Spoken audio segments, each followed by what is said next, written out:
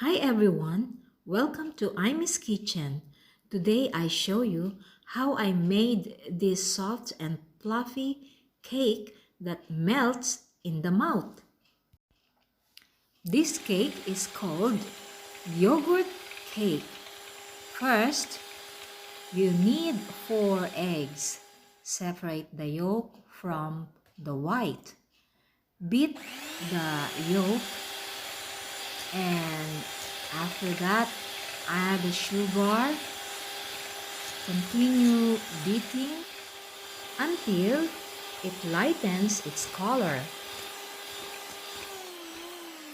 Then add the Greek yogurt, 350 grams of Greek yogurt, and also add a little vanilla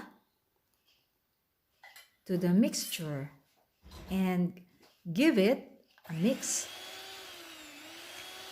Greek yogurt is different from plain yogurt.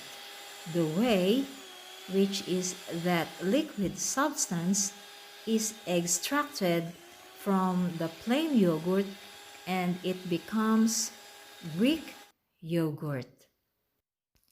Now, add to the mixture 40 grams of corn flour and also a teaspoon of baking powder. Then give it a mix. After that, get 1 lemon and grate the peel of the lemon. It also adds flavor to the mixture. Then give it a mix again. Let's proceed to the white. Beat the white until it becomes stiff and foamy. Now that it's done, let's incorporate the white to the mixture. Incorporate the white using the spatula.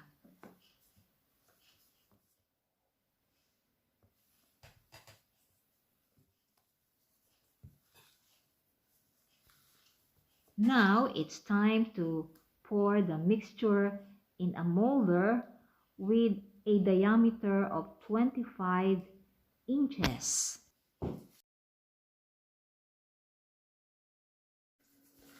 Now let the cake cool and after that sprinkle powdered sugar on top.